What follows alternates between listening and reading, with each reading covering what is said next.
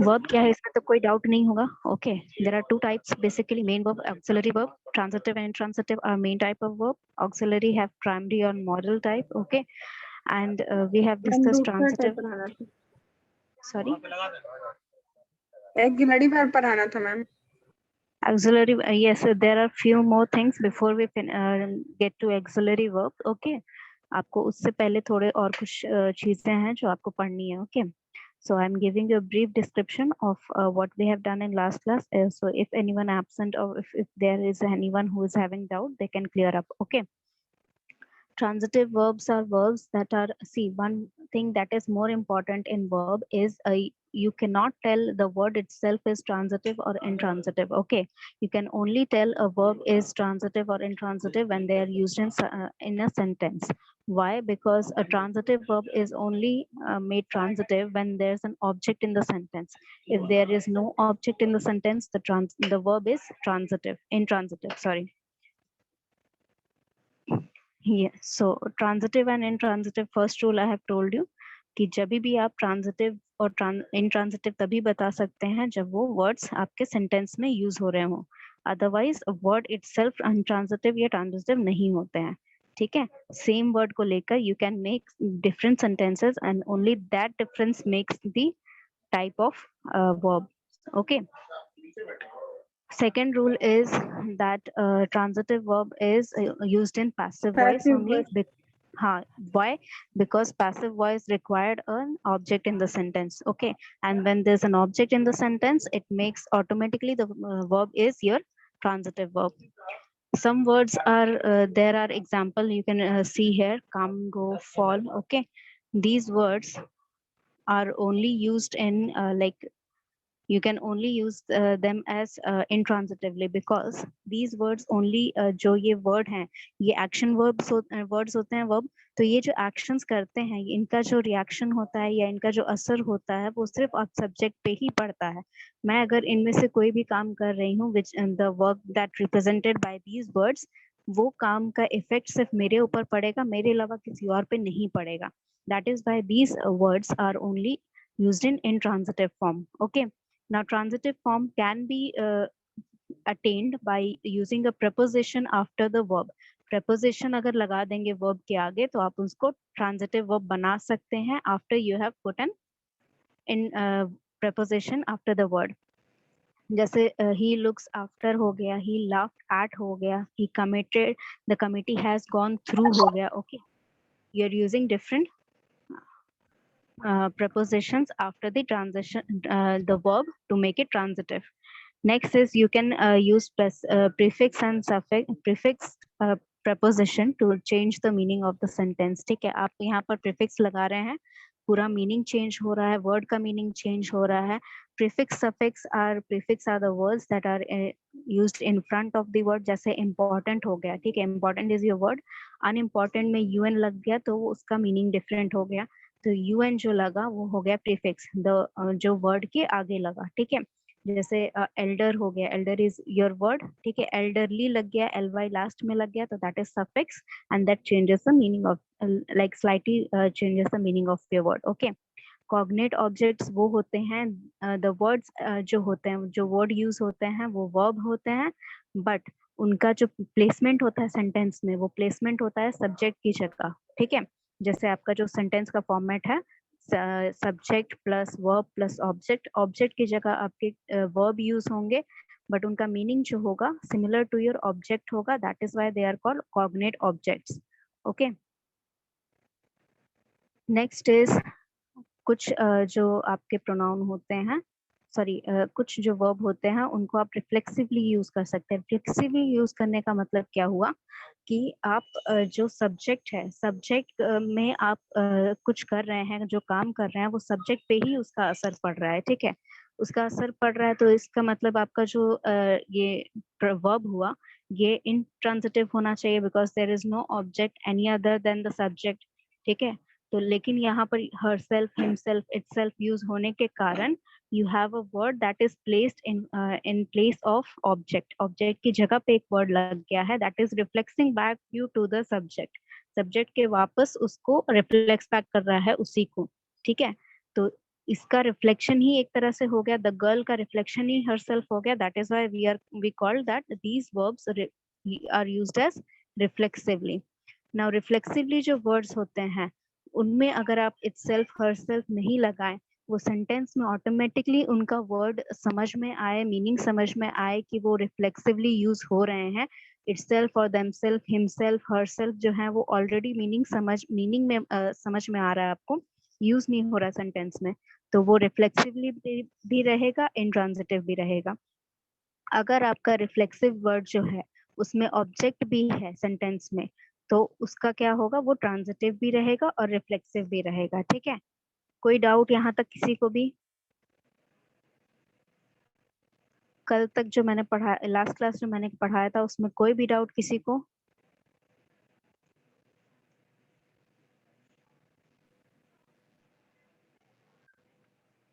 बच्चे कोई डाउट है? You can at least response yes or no. Okay, then we are moving forward with the types. Okay, types क्या है ये देखिए, verb of incomplete prediction. Incomplete का मतलब क्या होता है? What is the meaning of अधूरा? ठीक है, प्रिडिक्शन मतलब that you're predicting something. if I say that it might rain today, मतलब आज बारिश होने वाली है, I'm predicting something that I don't know, I don't have enough data to prove that it is a fact. ठीक है, तो incomplete prediction वाले जो वर्ब होते हैं वो क्या होते हैं, जैसे ये सेंटेंस को देखिए, he laughed, मतलब वो हंस रहा था। ठीक है, पास्ट टेंस में है, वो हंस रहा था। इसमें सिर्फ दो ही वर्ड यूज हुए हैं, एक है सब्जेक्ट, एक है वर्ब। दोनों वर्ड यूज करके, ठीक है, बिना किसी एक्स्ट्रा वर्ड लगाए आपको इस सेंटेंस का एक सेंस पता चल रहा है। ठीक है, ये सेंटेंस अपने आप में एक कंप्लीशन है, भले आपको नहीं पता कि वो किस पे हंस रहा है, कब हंस रहा है, कहाँ हंस रहा है, other information are not given, but still the sentence makes sense and it is complete in itself. ठीक है, बट ये सेंटेंस देखिए, शी सीम्स सैड, यहाँ से अगर मैं सैड हटा दूं तो does it make any sense? Sad अगर मैं ओमिट कर दूं तो क्या वो कोई मीनिंग बताता है? इस सेंटेंस का कोई मीनिंग है? नहीं है। ठीक है, बट यहाँ पर मैं सैड लगा दी हूँ, that gives a sense to your sentence. ठीक है, एक कंप्लीट सेंटेंस बन जाता है if you are putting some extra word. तो ये जो वर्ड होते हैं जो लास्ट में लग के, ठीक है, एक सेंस कंप्लीट करते हैं, ठीक है, ये वर्ड्स जो होते हैं ये आपके कॉम्प्लीमेंट कहलाते हैं। ठीक है, these words that are required to complete the sense of your sentence or your statement, these are called complements। ठीक है, और यहाँ पे लगने वाले जो verb हैं that itself cannot complete the sentence without an additional word, उसको बोलते हैं verb of incomplete prediction। किसी को डाउट इसमें? किसी को doubt? Okay, then moving on, there are two types of complement, subjective complement and objective complement। दोनों का सिंपल मीनिंग है, अगर आपका जो कॉम्प्लीमेंट वर्ड है, यहाँ जो वर्ड लगा है to complete the sense, to make a sense of the statement. ठीक है, स्टेटमेंट को कंप्लीट करने के लिए, उसका सेंस बनाने के लिए जो वर्ड लगता है, अगर वो वर्ड आपका सब्जेक्ट को रिफ्लेक्ट बैक करता है, यानी कि सब्जेक्ट के बारे में डिस्क्राइब कर रहा है, सब्जेक्ट को मॉडिफाई कर रहा है, उसके बारे में कुछ भी इंफॉर्मेशन दे रहा है आपको, तो that word is called subjective complement. अगर वो वर्ड आपको इंफॉर्मेशन दे रहा है ऑब्जेक्ट के बारे में सेंटेंस में, तो वो आपका हो जाएगा ऑब्जेक्टिव कॉम्प्लीमेंट। ना ऑब्जेक्टिव कॉम्प्लीमेंट वाले जो वर्ड्स होते हैं, since there is an object रहेगा तभी तो उसको कॉम्प्लीमेंट करने के लिए कोई वर्ड रहेगा, राइट? सेंटेंस में आपका ऑब्जेक्ट होना चाहिए उसमें। Now if there is an object in sentence, तो आपका वर्ड किस फॉर्म में होगा, ट्रांजिटिव और intransitive? if there's an yes, transitive hoga, so automatically if there is an objective complement in your sentence, you will understand the verb that is used is obviously since this complement is used, a verb of incompletion तो होगा ही, वो incomplete prediction होगा ही, इसके साथ साथ वो transitive भी होगा। okay, now moving on, Ram is a teacher। ठीक है, राम एक टीचर है। नाउ दिस टीचर जो है ये किसको कॉम्प्लीमेंट कर रहा है, कौन टीचर है यहाँ पर? राम। राम टीचर है, दैट मीन्स राम आपका सब्जेक्ट है, और सब्जेक्ट के बारे में कुछ डिस्क्रिप्टिव वर्ड यहाँ पर लिखा गया है to make a sense in the sentence. तो दैट ये जो वर्ड है ये आपका हो जाएगा subjective complement, because it represents something or it describes something about your subject. It tells us something about your subject. You look tired. He became a minister. There is nothing in this sentence if these last words are removed. ठीक है, sentence में कुछ नहीं रह जाएगा. It will be incomplete without any sense if these words are removed. That is why, and sentence में सिवाय subject के और verb के और कुछ भी नहीं है. आपका complement है बस, और सब्जेक्ट है और वर्ब है, और एक्स्ट्रा कुछ भी नहीं है सेंटेंस में. ओके, नाउ दीज सेंटेंसेस यहाँ पे एक लुक देखिए. द जज फाउंड हिम गिल्टी और I consider the man honest. ठीक है, यहाँ पर देखिए सब्जेक्ट ऑब्जेक्ट समझ में आ रहा है आपको? इनमें से कोई भी एक सेंटेंस पकड़ के मुझे बताइए. We made Ram the monitor. ठीक है, यहाँ पे सब्जेक्ट क्या है, ऑब्जेक्ट क्या है, मुझे बताइए. We made Ram the monitor. इसमें सब्जेक्ट क्या है, ऑब्जेक्ट क्या है?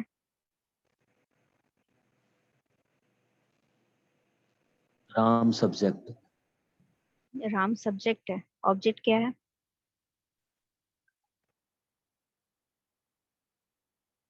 नो मैम, राम ऑब्जेक्ट है और we subject. Yes correct, we is the subject. We मतलब जिसने बनाया, टीचर्स ने बनाया या फिर स्टूडेंट, बाकी स्टूडेंट ने वोट किया उसके इलेक्शन के लिए. ठीक है, तो जो भी वी में इंक्लूडेड है वो सब्जेक्ट हो गया, बिकॉज देयर उनका जो वोट है उसकी वजह से राम इलेक्ट हुआ है as the monitor of the class. Okay, तो दैट इज व्हाई उन एक्शन जिसका हो रहा है वो सब्जेक्ट जो कर रहा है एक्शन, राइट. तो वी यहाँ पर हो गया आपका सब्जेक्ट. अब राम, बिकॉज कौन मॉनिटर बना? राम मॉनिटर बना. तो because of our decision, either maybe it might be your teachers or yourself who has voted. तो जो भी जिसने भी वोट किया राम के इलेक्शन के लिए, उनके एक्शंस का रिएक्शन पड़ा राम पर. ठीक है, उसका असर किस पे पड़ा? राम पे पड़ा. तो that is why Ram is your subject. Ram actual में बना क्या? मॉनिटर बना. ठीक है, वी मेड राम, अगर यहाँ से ये चीज हटा दिया जाए द मॉनिटर, तो it doesn't make any sense. ठीक है, वी मेड राम तो सेंटेंस का कोई मतलब नहीं बनता है लॉजिकली. ठीक है, there is no sentence, sorry, there is no sense in the sentence logically. So यहाँ पर मॉनिटर जो है that is a complementary word. अभी किसको कॉम्प्लीमेंट कर रहा है? वी को कर रहा है या राम को कर रहा है? द मॉनिटर राम को कॉम्प्लीमेंट कर रहा है, करेक्ट. तो राम आपका ऑब्जेक्ट है, तो ये कौन सा कॉम्प्लीमेंट हो जाएगा? राम आपका ऑब्जेक्ट है, तो ये कौन सा कॉम्प्लीमेंट हो जाएगा? ऑब्जेक्टिव कॉम्प्लीमेंट हो जाएगा. ये ऑब्जेक्ट को कॉम्प्लीमेंट कर रहा है ना, ऑब्जेक्ट के बारे में डिस्क्रिप्शन दे रहा है, तो ये आपका ऑब्जेक्टिव कॉम्प्लीमेंट हो जाएगा. You can see the difference है. The flowers smell sweet. Sweet जो है, ठीक है, वो स्मेल जो है, किसकी स्मेल के बारे में बात हो रही है? फ्लावर्स के बारे में. There is nothing else in the sentence, only subject, verb and a complementary word. Now the complementary word is reflected back to the subject. तो यहाँ सब्जेक्ट को ही रिफ्लेक्ट बैक कर रहा है, डिस्क्राइब कर रहा है, तो ये सब्जेक्टिव कॉम्प्लीमेंट हो गया. यहाँ पर जो है मॉनिटर किसको रिफ्लेक्ट बैक कर रहा है, किसके बारे में डिस्क्रिप्शन दे रहा है? ऑब्जेक्ट के बारे में, राम के बारे में. So that is why this is called your objective complement. किसी को इसमें डाउट है? I can explain again. If there is anyone who is having doubt regarding the subjective complement and objective complement, they can either raise their hand or speak up.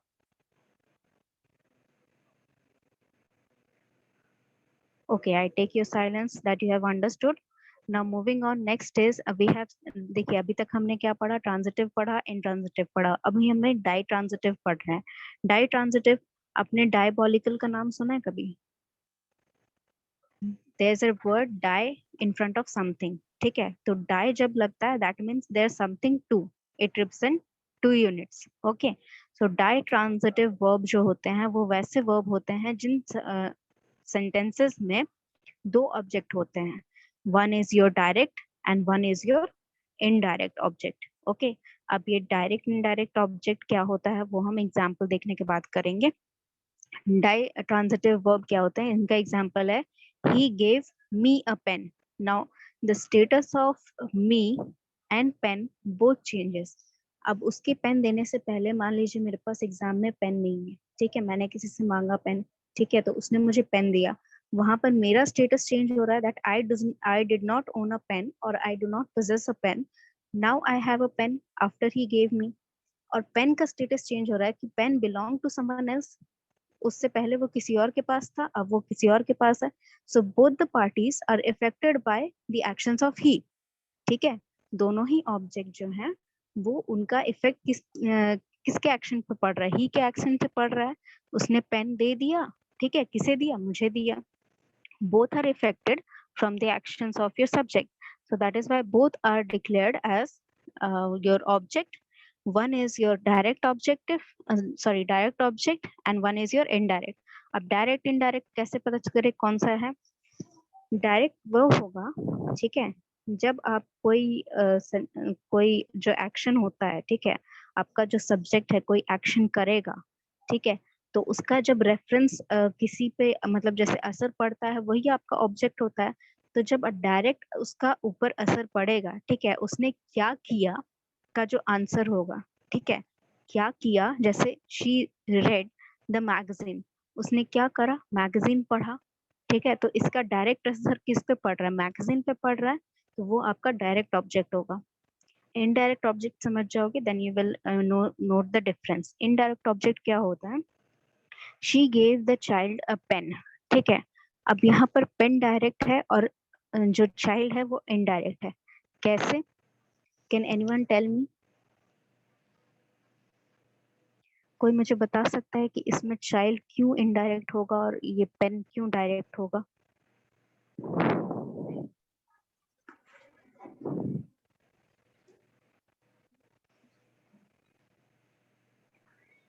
क्योंकि pen object है।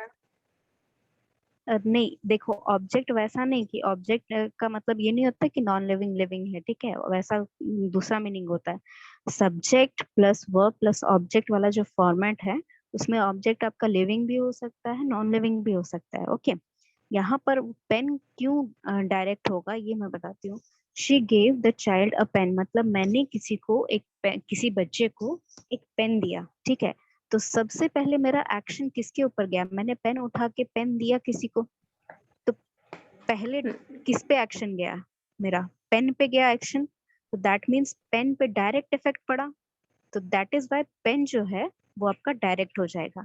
Indirect होगा क्योंकि जो child है उसने receive किया, ठीक है, उसने पेन लिया, लेकिन पहले मैंने पेन दिया तभी तो उसने लिया पेन, तो पहले मेरा एक्शन आया, उसके बाद उस पे असर पड़ा, ठीक है, तो पहले जो एक्शन हुआ वो मैंने पेन उसको दिया, वो पहला एक्शन हुआ, तो पेन जो है वो आपका इनडायरेक्ट हो गया, सॉरी डायरेक्ट हो गया, और उसके बाद उसने रिसीव किया, मेरे देने के बाद उसने रिसीव किया, तो चाइल्ड जो है वो आपका इनडायरेक्ट हो गया।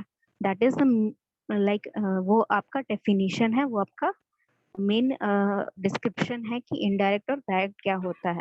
Otherwise if you do not remember कि डायरेक्ट और इनडायरेक्ट कैसे होता है, तो there is a simple formula जो कि जैसे बताया था साक्षी ने। इनडायरेक्ट ऑब्जेक्ट क्या होते हैं, वो बेसिकली रेफर करते हैं लिविंग थिंग्स को, ठीक है, जितने भी यहाँ पर सेंटेंसेस आप देखेंगे इनडायरेक्ट ऑब्जेक्ट्स जो होंगे वो लिविंग थिंग होंगे, ठीक है।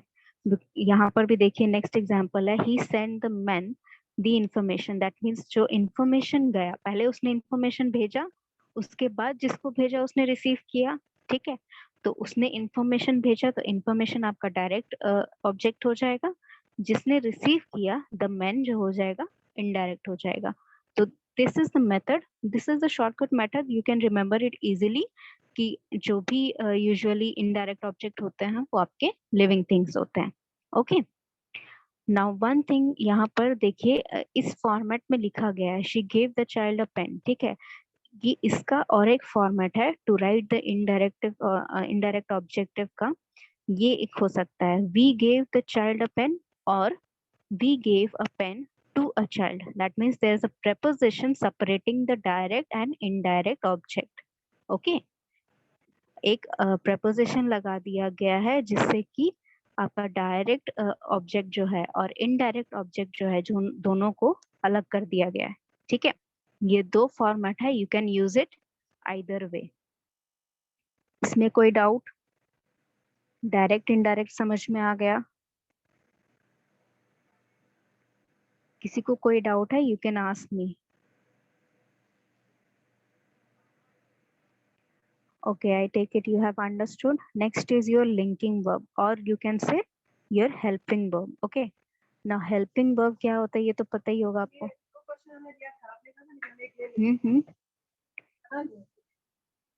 हेल्पिंग वर्ब क्या होता है जी? आपने पढ़ा होगा ये चीज. इज और एम. सिर्फ इज और एम नहीं होता है. हाँ, there are other. Okay, you have the basic idea what is a helping verb. ठीक है, तो आपका definition क्या होगा? All the words that connect your subject to your subject complement. अब subject complement अगर आप समझ गए हो तो ये चीज आसान रहेगी याद रखना. ठीक है, कि कोई भी word जो आपका subject और उसके describing word, ठीक है, जो word उसको describe कर रहा है, and उस word के बिना जो आपका sentence अधूरा रह जाएगा, वो वर्ड हो जाएगा सब्जेक्ट कॉम्प्लीमेंट. ठीक है, तो सब्जेक्ट और सब्जेक्ट कॉम्प्लीमेंट के बीच आने वाला लिंक जो है, यानी कि लिंकिंग वर्ब होगा, जो लिंक कनेक्ट करेगा दोनों के बीच. For example, the house is green. ठीक है, the house is green.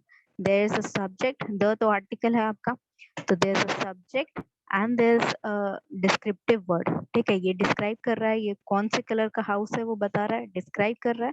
That means this is your subject complement. और इस दोनों को कनेक्ट कौन कर रहा है? दोनों को कौन कनेक्ट कर रहा है? इज. हाँ, रोल नंबर 23. स्क्रीन से हाथ हटा के रखो बच्चे. ठीक है, तो यहाँ पर दोनों को कनेक्ट कर रहा है इज, तो इज आपका हो गया लिंकिंग वर्ब और your helping verb. Okay, again यहाँ पर नेक्स्ट सेंटेंस में देखिए, the house was white before we painted और अंटिल वी पेंटेड इट. तो पेंट करने से पहले अब ग्रीन है, जब हमने पेंट कर दिया. पहले क्या था? वाइट था. ठीक है, तो again there is a describing word. House आपका सेंटेंस में क्या है? ये है क्या बोलते हैं, सब्जेक्ट है, तो इसी को डिस्क्राइब कर रहा है, कलर बता रहा है दोबारा से.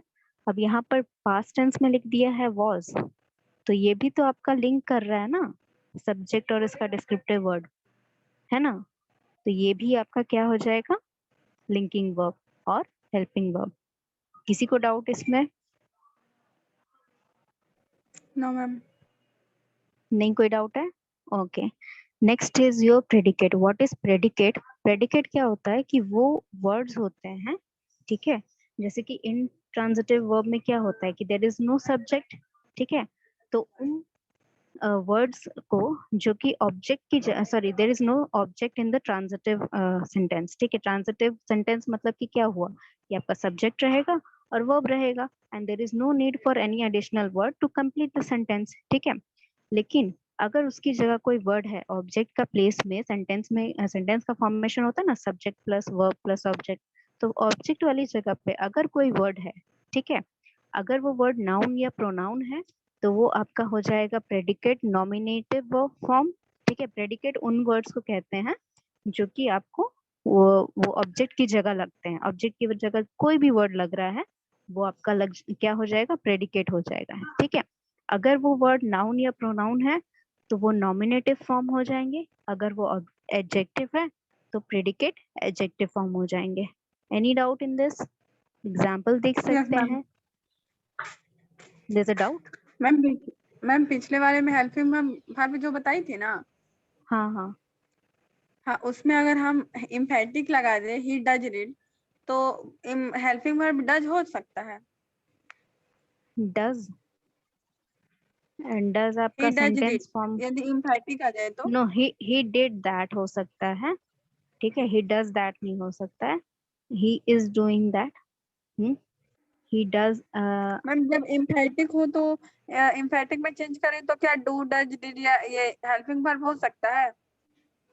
नो, हेल्पिंग वर्ब देखिए, हेल्पिंग लिंकिंग वर्ब जो है आपका, लिंकिंग वर्ब का सेम डिस्क्रिप्शन जो है या डेफिनेशन जो है वो सिर्फ इतना है that it links your subject और सब्जेक्ट कॉम्प्लीमेंट के बीच आने वाले वर्ड्स जो हैं वो आपका हेल्पिंग वर्ब या डिस्क्रिप्टिंग वर्ब हो गए, ठीक है। अदर देन दैट यहाँ पर देख सकते हैं इसका एग्जाम्पल दिया, सॉरी जो फॉर्मेशन है वो दिया गया है, फॉर्म ऑफ टू बी, ठीक है। when the following description और definition जब बता रहे हैं, ठीक है, ये description जब बता रहे हैं to be के फॉर्म में जो लगेगा, ठीक है। सेंसरी वर्ब्स जो हो गए, look, smell, taste, feel, sound, emphatic verb जो आप बोल रहे हैं, ठीक है, seem, feel, grow, keep, remain, transformation verb जो हैं, ये सारे verbs जो हैं they are used for, if they are used for connecting subject to their subject complement, they are used as linking verb or helping verb. Okay. Does वाला जो है उससे आप सेंटेंस फॉर्म करके एक बार देखिए, then will see if they connect और नॉट, ठीक है। आपको किसी भी वर्ड में डाउट हो रहा है तो सबसे बढ़िया एग्जांपल है कि आप उसको सेंटेंस में डाल के देखें, ठीक है, करेक्ट सेंटेंस में डाल के देखें, उसके बाद आपको पता चल जाएगा कि is it a helping verb और is it a transitive verb और is it an intransitive verb. Okay, अभी डाउट है और वी कैन मूव फॉरवर्ड। यहाँ पर एग्जाम्पल देखिए, हाँ प्रेडिकेट का एग्जाम्पल देखिए, he says that the water in Mumbai tests terrible, ठीक है। यहाँ पर देखिए ही जो है उसने कहा, ठीक है, तो क्या किया उसने कहा, ठीक है, तो यहाँ पर मेन आपका सब्जेक्ट हो जाएगा ही, ठीक है।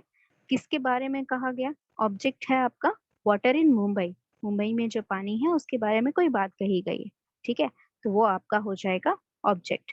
अब उसके बारे में क्या कहा, ठीक है, ऑब्जेक्ट के बारे में क्या कहा, तो ऑब्जेक्ट के बारे में डिस्क्रिप्टिव वर्ड डाल दिया एक, इट टेस्ट टेरिबल, ठीक है, मतलब अच्छा टेस्ट नहीं करता। अब अच्छा टेस्ट नहीं करता ये क्या है, नाउन है, प्रोनाउन है, एडजेक्टिव है, टेरिबल क्या है, टेरिबल जो है, टेरिबल जो वर्ड है, टेरिबल क्या है, नाउन है, प्रोनाउन है या एडजेक्टिव है। टेरिबल मतलब बहुत खराब, ठीक है, if you are not understanding the meaning, terrible मतलब बहुत खराब, एडजेक्टिव है, तो यहाँ पे कौन सा फॉर्म हो जाएगा प्रेडिकेट का, प्रेडिकेट एडजेक्टिव फॉर्म हो जाएगा। Okay, yes ma'am. कोई डाउट इसमें, ओनली द डिस्क्रिप्शन, सी यहाँ पर ऑब्जेक्ट है जो आपका, ठीक है, ऑब्जेक्ट जो है उसको डिस्क्राइब कर रहा है या सब्जेक्ट जो है उसको डिस्क्राइब कर रहा है, जो डिस्क्रिप्टिव वर्ड होंगे आपके, ठीक है, जो सिंपली फॉलो करते हैं, देखिए यहाँ पर लिखा गया है कि if following the simple verb जो है, टेस्ट आपका वर्ब है, ठीक है, टेस्ट आपका वर्ब है ना, तो इसके आगे जो रख दिया गया है क्या उसको मैम आप टेस्ट प्रेडिकेट, वर्ब है क्या? हाँ बच्चे टेस्ट वर्ब है, आप अच्छा हाँ हाँ, टेस्ट वर्ब करते हैं, फॉर्म। हाँ आप टेस्ट करते हैं ना, like if I give you like से आपने मैगी बनाया घर में, तो आप क्या बोलते हो, टेस्ट करके देखो, तो that is you are doing something ना, कोई भी काम अगर आप कर रहे हैं तो वो वर्ब होगा। कोई डाउट इसमें किसी को, कोई डाउट नहीं है किसी को इसमें? No ma'am.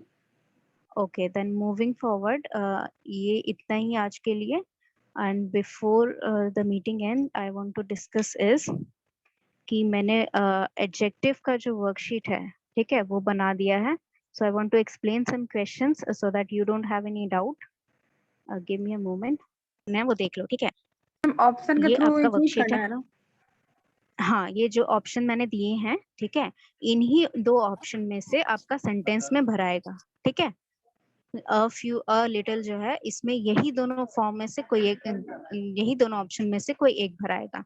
अब यहाँ नेक्स्ट में देखिए, नियर और नेक्स्ट आपके पास दो ऑप्शन है, सारे सेंटेंसेस में जो ए से ई तक जो भी सेंटेंसेस हैं सब में या तो नियर लगेगा या तो नेक्स्ट लगेगा, ठीक है।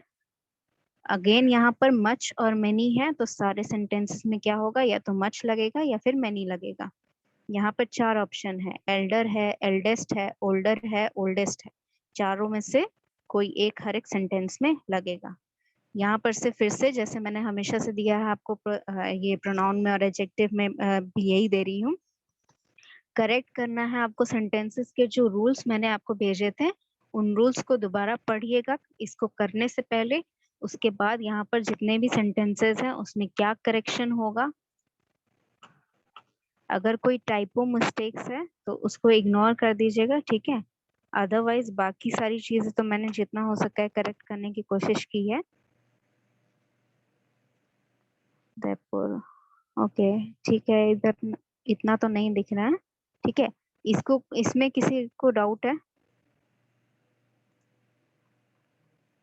इसमें किसी को डाउट है? ये वाला तो आपको आ गया होगा कैसे करते हैं। एक चीज मैं एक क्वेश्चन मैं सॉल्व करके बता देती हूँ। Who whole girls were present in the function, sorry, whole girls were present in the function, इसमें क्या करेक्शन चाहिए? ट्राई करके देखो, यू हैव 4 मिनट्स, आराम से ट्राई करिए कि क्या हो सकता है इसका होल सही गर्ल होगा आंसर। मैम। होल गर्ल होगा,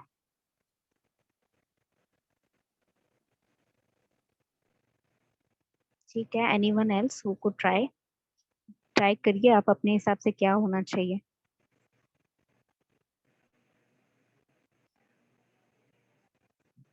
मैम होल को हटा भी सकते हैं, रिप्लेस करके वहाँ पे मैनी कर सकते हैं, मैनी गर्ल्स प्रेजेंट। ठीक है, वो भी हो सकता है। और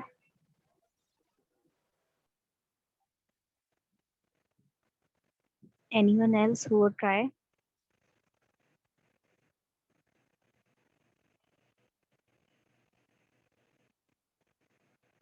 ओके, फर्स्ट थिंग यहाँ पर गर्ल्स वर लिखा हुआ है, दैट मीन्स ये चीज जो है ये आपको प्लूरल फॉर्म में ही रखनी है, ठीक है। या तो आपको दोनों को चेंज करना होगा अगर आप सिंगुलर कर रहे हैं तो, अदरवाइज दोनों को आपको यहाँ पर रखना है प्लूरल फॉर्म में, ठीक है।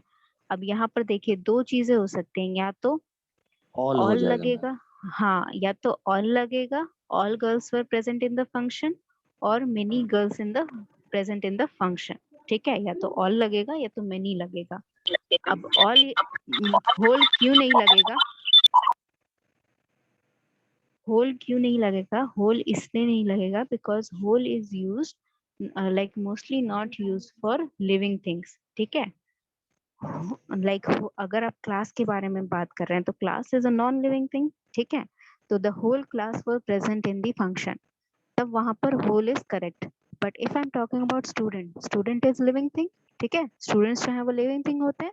वहां पर अगर if I am making a statement with students, तो all students were present in the function, ठीक है। जब आप लिविंग थिंग्स के बारे में बात कर रहे हैं तब आप ऑल यूज करेंगे। अगर आप नॉन लिविंग थिंग को रिप्रेजेंट कर रहे हैं या किसी एक ग्रुप को रिप्रेजेंट कर रहे हैं, क्लास को रिप्रेजेंट कर रहे हैं, तब आप होल लिखेंगे, ठीक है। Any doubts? No ma'am. तो क्वेश्चन बन जाएंगे ये सारे, ठीक है। ट्राई करिएगा, जो रूल्स मैंने देखे हैं भेजे हैं उनको पढ़िएगा एक और बार, ठीक है, फिर बनाइएगा, because this is all for practice, ठीक है। तो प्रैक्टिस करना है तभी आपका बनेगा। ये सारी चीजें प्रैक्टिस के लिए मैं दे रही हूँ, तो आप रूल्स पढ़ पढ़ के सारे बनाइए। फिर भी नहीं समझ में आ रहा है, रूल्स में ऐसा कुछ मिसिंग है, तो वो चीज भी बताई जा सकती है। You can ask in the next class, ठीक है। और इफ there's a like अगर आपको समझ में आ रहा है सारे questions, if you are like 90% sure कि आपसे बन जाएगा, तो try to set a timer, ठीक है। टाइमर लगा के आप क्वेश्चंस बनाने की कोशिश करिए, क्योंकि पहला आपका कंसर्न है कि you have to like know the rules so that you can solve the questions.